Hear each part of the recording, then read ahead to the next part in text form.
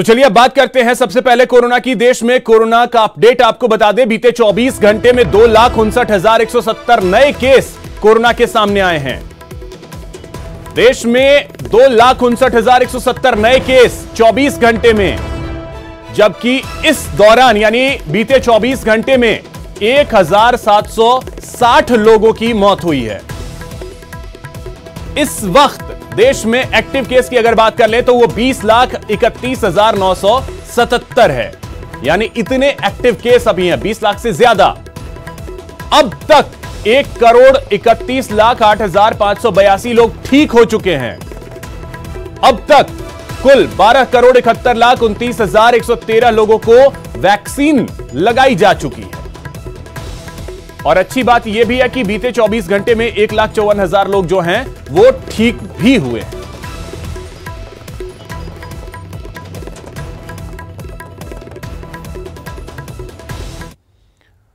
वहीं corona vaccine पर प्रधानमंत्री ने बैठक की है। आज एक बार फिर से वो बैठक करेंगे। आज जो बैठक होगी वो वैक्सीन निर्माता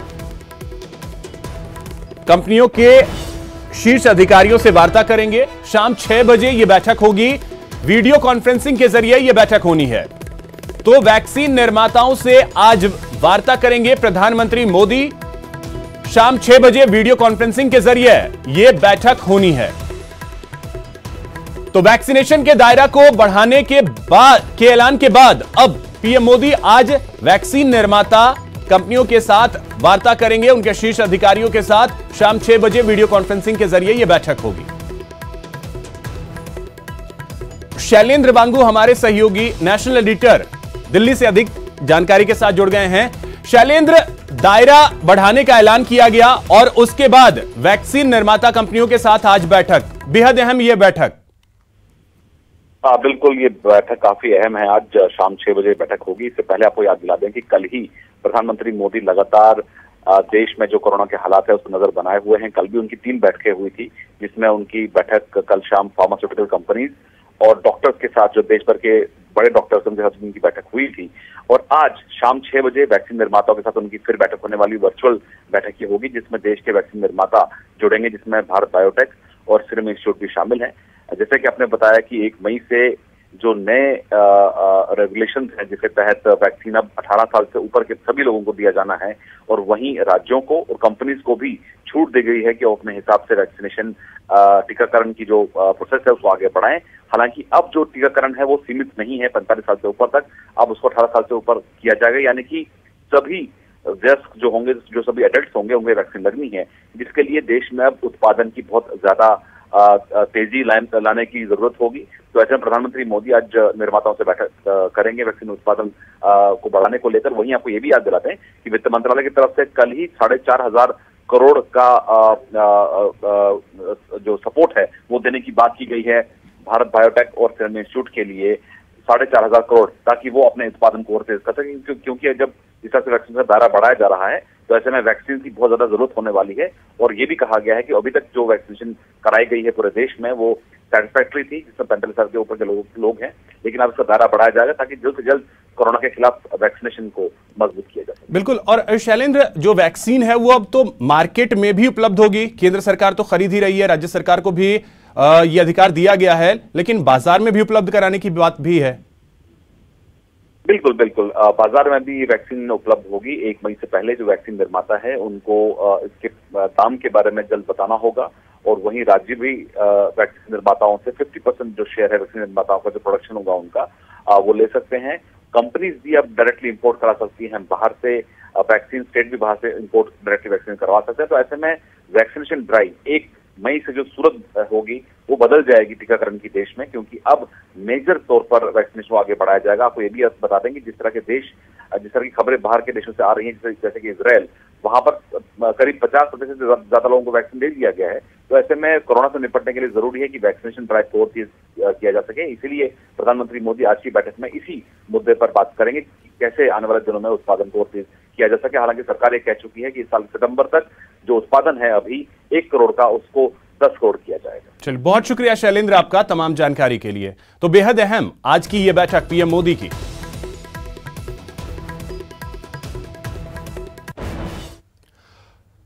तो वहीं अब 1 मई से 18 साल से ज्यादा उम्र के सभी लोगों को कोरोना का टीका लगेगा। मुख्यमंत्री अशोक गहलोत ने ट्वीट कर कहा, आखिरकार केंद्र सरकार ने अनुमति दे दी। 18 साल से ऊपर के सभी लोगों को टीका लगाने की अनुमति देने का निर्णय। केंद्र सरकार को अब टीकों की पर्याप्त उपलब्धता सुनिश्चित करनी चाहिए ताकि 18 वर्ष से अधिक आयु के लोगों को जल्द से जल्द टीका लगाया जा सके। हम आने वाले दिनों में राज्यों में टीका वितरण के लिए एक तर्कसंगत और पारदर्शी रणनीति की आशा करते हैं।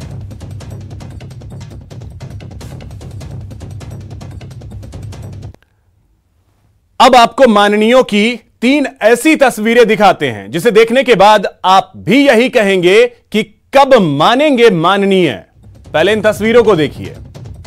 बीजेपी नेता और एसपी के बीच कहासुनी की यह तस्वीर है, जहां नेताजी सिर्फ इसलिए नाराज हो गए क्योंकि छबड़ा बॉर्डर पर उन्हें रोक लिया गया। रोकने से नाराज विधायक मदन दिलावर, बीजेपी नेता आनंद गर्ग के पुलिस अधीक्षक से जमकर कहासुनी हुई। भरतपुर में निगम की साधारण सभा में हंगामा हो गया।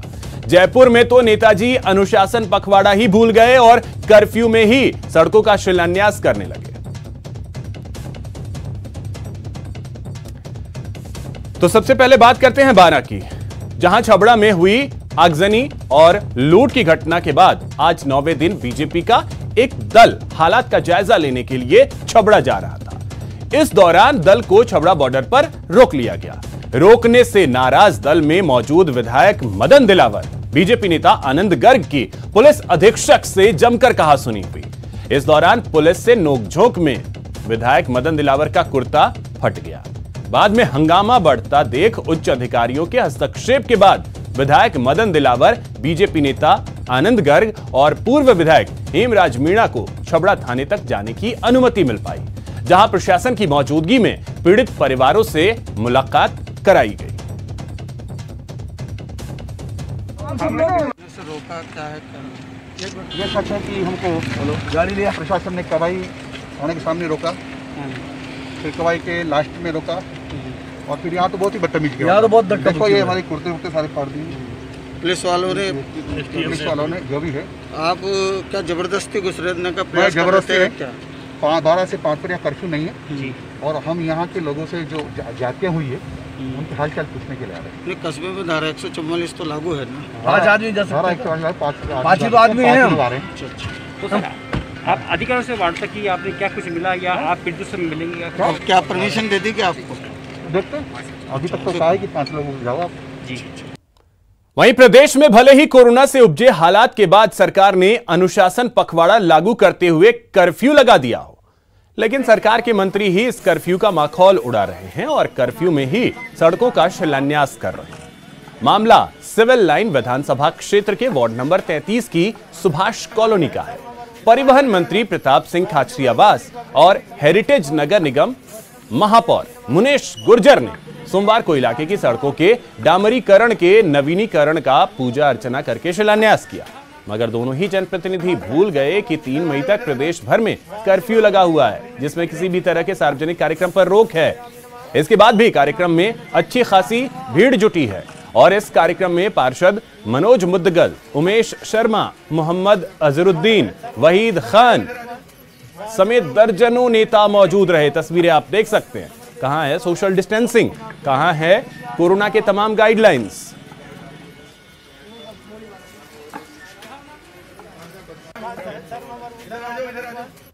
बात अब भरतपुर की करते हैं। यहां पर नगर निगम की साधारण सभा की बैठक में जमकर हंगामा हुआ। दोनों ही पार्टी की तरफ से आरोप प्रत्यारोप का दौर जारी रहा। महिलाएं सभा की बैठक में घूंघट में नजर आईं। शहर में स्थित है नंदी गौशाला में हरा चारा और निर्माण कार्य को लेकर पार्षदों ने मेयर पर घोटाले का आरोप लगाया। इसी बात को लेकर कई पार्षद मेयर के सामने ही धरने पर बैठ गए। काफी देर समझाइश के बाद धरने को समाप्त किया गया। दोनों ही पार्टियों की तरफ से जमकर बहस हुई। कई पार्षदों ने तो नोकझोंक देखने को मिली। साधारण सभा की बैठक में सोशल डिस्टेंसिंग की जमकर धज्जियां उड़ी।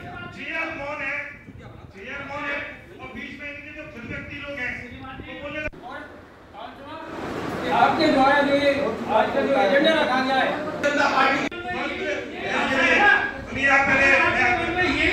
कहा था कि सब समय से बाहर करेगा चेयर मौन है और बीच में इनके जो व्यक्ति लोग हैं। तो अब इस तस्वीर को देखिए, नोकझोंक तो एक साइड रखिए, कोरोना गाइडलाइंस का एक बार सोचिए। ये सभी चुने हुए प्रतिनिधि हैं, पार्षद हैं, साधारण सभा की बैठक हो रही है। अब आप अंदाजा लगाइए कि यहां कहां है सोशल डिस्टेंसिंग, और ईश्वर न करे अगर इनमें से अगर एक भी व्यक्ति पॉजिटिव रहा तो फिर यहां स्थिति क्या हो सकती है, आप खुद अंदाजा लगा सकते हैं। तो अब ऐसे में जब ये खुद जो कि लोगों को ये कहते हैं कि आप नियमों का पालन करें, जब ये खुद ही नियमों का पालन नहीं करेंगे, ये जनप्रतिनिधि हैं, ये जीत कर आए हुए वो जनप्रतिनिधि हैं जिन्हें जनता ने जिताकर भेजा है कि जाइए हमारे लिए काम कीजिए। अब ये काम तो खैर चलिए, जो काम है इनका वो कर रहे हैं कि साधारण सभा में हंगामा कर रहे हैं, लेकिन जो कोरोना के गाइडलाइंस हैं उसका पालन कहां हो रहा है?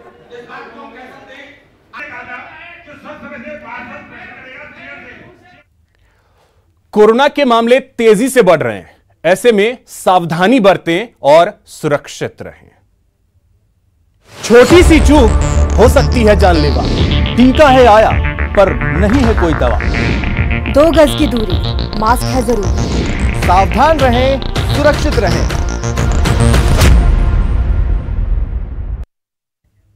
रुकेंगे एक छोटे से ब्रेक के लिए।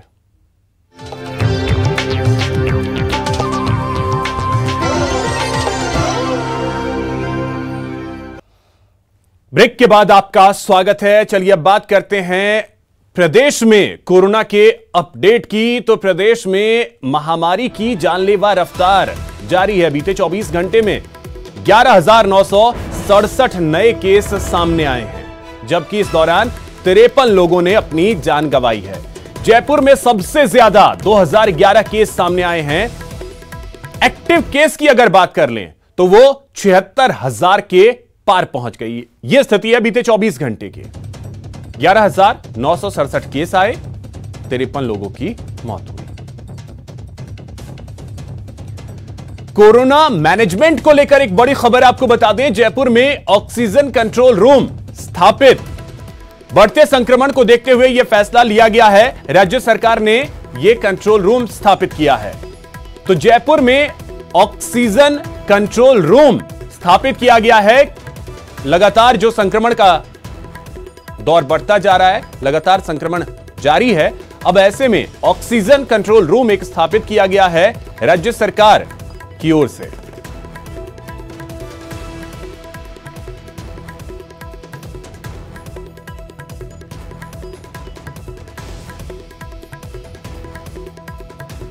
तो अब कोरोना का अपडेट आपको जिलेवार भी बता दें कि अलग अलग जिलों की स्थिति क्या है। तो आप देखें, सबसे ज्यादा मामले जयपुर में 2011, जोधपुर में 1641, कोटा में 1307, उदयपुर में 702, अलवर में 701, भीलवाड़ा में 550, अजमेर में 403, बीकानेर में 401, धौलपुर में 399 और डूंगरपुर में 243 केस बीते 24 घंटे में सामने आए हैं। कुल मिलाकर 11,967 केस प्रदेश में आए, 53 लोगों की मौत हुई।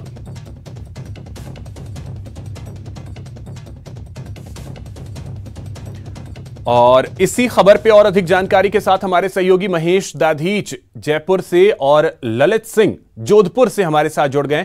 महेश, सबसे पहले आपके पास आ रहे हैं। जयपुर की स्थिति तो ऐसी लग रही है कि सबसे ज्यादा मामले तो आ ही रहे हैं और हॉटस्पॉट जो है वो पूरी तरीके से जयपुर बना हुआ है।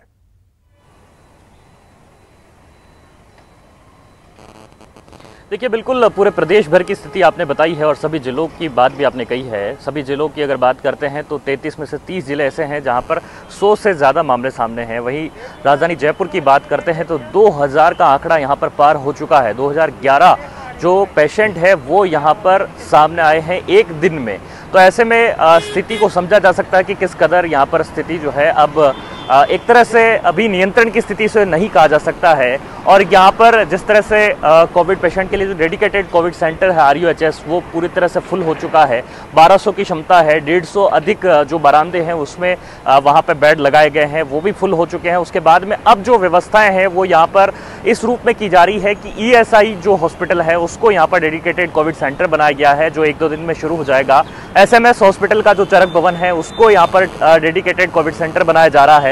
साथ ही में जो जयपुरिया हॉस्पिटल है उसको पहले भी कोविड सेंटर रखा गया था, अब उसको दोबारा यहाँ जो है वो शुरू किया जा रहा है। इसी के साथ में जो हॉस्पिटल के नज़दीक तमाम जो वो होटलें हैं या धर्मशालाएं हैं उन्हें लेकर के भी जिला प्रशासन ने अलर्ट रहने की बात कही है, क्योंकि उन्हें भी किसी भी स्थिति अगर स्थिति काबू से बाहर रही तो उन्हें भी वहाँ पर जो कोविड सेंटर के रूप में तब्दील किया जा सकता है। जिला प्रशासन भी लगातार इस मामले में मॉनिटरिंग कर रहा है। वहीं पुलिस प्रशासन की बात करते हैं तो जगह जगह पर चूंकि जन अनुशासन पखवाड़ा यहाँ पर चल रहा है, आज दूसरा दिन है।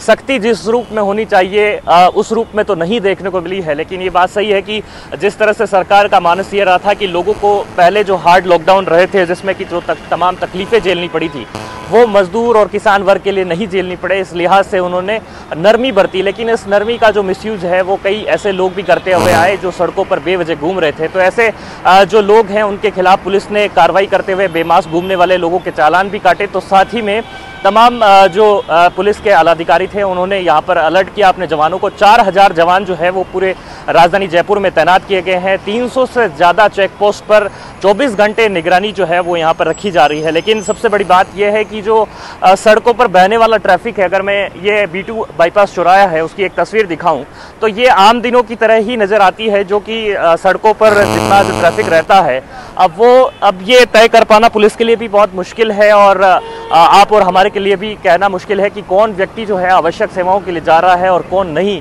तो ऐसे में पुलिस के लिए भी ये चुनौती बनी हुई है। साथ ही में बिल्कुल जो व्यवस्थाओं की बात करते हैं तो यहाँ पर कि जो कर्फ्यू है वैसा कुछ लग नहीं रहा है, लेकिन बड़ी बात यह है कि लोगों को भी यह समझना होगा कि ये महामारी जो है उनका कितना बड़ा नुकसान कर सकती है। बड़ी बात यह है कि माननीय भी इस बात को नहीं समझ रहे हैं और शायद यही वजह है कि लोग भी इस बात को समझने को तैयार नहीं है। ललित, जोधपुर से क्या स्थिति है, क्योंकि वहां पर भी 1600 से ज्यादा केस सामने आ रहे हैं, तो जयपुर के बाद अगर देखें तो सबसे ज्यादा मामले जोधपुर में ही, वहां भी लोग क्या इसी तरीके से लापरवाही बरत रहे हैं?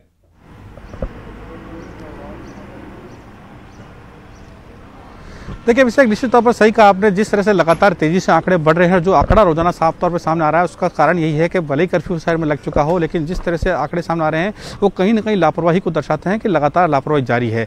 शहर के कई ऐसे जोन हैं जो बहुत डेंजर जोन में चल रहे हैं। सबसे ज़्यादा संक्रमण शास्त्री नगर इलाके में फैला है, जहाँ से 250 से ज़्यादा मरीज रोजाना साफ तौर पर सामने आ रहे हैं। 1641 आंकड़ा पहुँच चुका है। कल भी लगभग 1700 आंकड़ा पहुँचा था। तो जिस तरह से लगातार आंकड़े बढ़ रहे हैं और मौतों की संख्या बढ़ रही है, पिछले 3 दिनों में 53 मौतें हुई है, 4 दिनों में 53 मौतें हुई है। तो आप सोच सकते हैं कि किस तरह कितनी स्पीड से लगातार ये वायरस जो है लोगों को अपनी चपेट में ले रहा है। अस्पतालों में खास तौर पर हालात खराब हो चुके हैं। सबसे बड़ी दिक्कत ऑक्सीजन को लेकर है। राज्य सरकार ऑक्सीजन में भली गंभीरता दिखा रही है, लेकिन अस्पतालों में ऑक्सीजन सिलेंडर जो है फिलहाल तो चल रहे हैं, लेकिन जितनी संख्या मरीजों की बढ़ रही है, आने वाले 2 दिनों में हालात बहुत विकट होने वाले हैं। ऑक्सीजन सिलेंडर की कमी साफ तौर पर 2 दिनों में दिखाई देगी, क्योंकि लगातार मरीज जो है इतनी संख्या में बढ़ रहे हैं। तो चाहे निजी अस्पताल हो चाहे सरकारी अस्पताल हो, ऑक्सीजन एक सबसे बड़ा मुद्दा रहेगी आने वाले दिनों में, अगर इसी तरह की रफ्तार अस्पताल रही।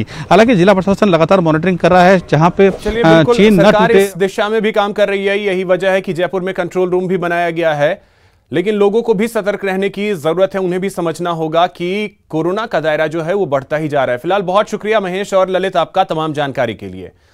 तो कोरोना का संक्रमण लगातार फैलता जा रहा है, लेकिन लोगों की लापरवाही कम होने का नाम नहीं ले रही है। जन अनुशासन पखवाड़े के पहले दिन इस तरह दौसा में कोरोना गाइडलाइन की धज्जियां उड़ी, वहीं दूसरे दिन भी लोग लापरवाही बरत रहे हैं। हालांकि पुलिस और प्रशासन के अधिकारी आज सुबह से ही भीड़ को कंट्रोल करने के प्रयास में जुटे रहे।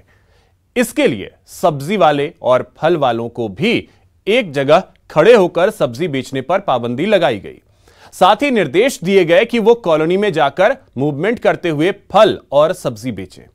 इसी तरह अनेक दुकानें आज भी संचालित की जा रही हैं, जिसके चलते पुलिस प्रशासन की टीम दुकानों को सीज करने में लगी।